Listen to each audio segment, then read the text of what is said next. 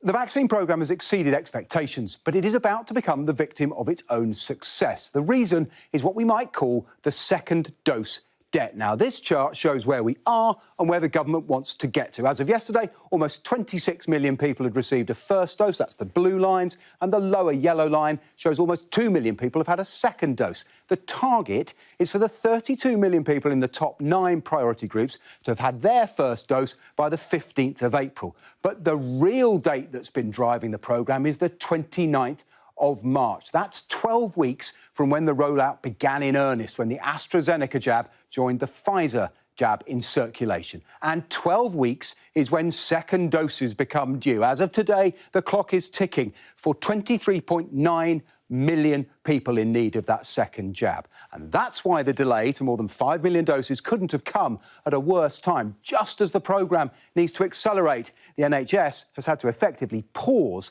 first doses in April. Now, this chart shows how the first dose boom becomes a second dose debt. Now, the blue bars here are the first doses that were delivered since January. Now, from April, they become second doses that need to be delivered. We've used the current 7-day rolling average of more than 450,000 doses to show what it looks like, which is why the line flattens off. You can see there are no first doses at all in April, where Matt Hancock says 12 million second shots will be prioritised. But even so, based on current supply, the second doses have caught up. The debt has been paid by the first week in June.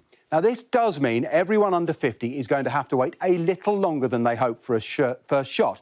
But based on current supply, the programme is still on track. Here you can see our projection based on current supply levels. You see the flattening off there in April when there are no first doses. But on this model, every adult still gets a first shot by July the 18th. That's nearly 2 weeks ahead of target. And look, second doses have reached 31 million. That's almost everyone in the most vulnerable groups. And that could be everyone having had a second dose by mid-September if this rate continues. Now, these are just projections, and it's clear this delay has cost the government some of its headroom, and further hitches will have consequences. But for now, the vaccine programme is still on course for a remarkable success.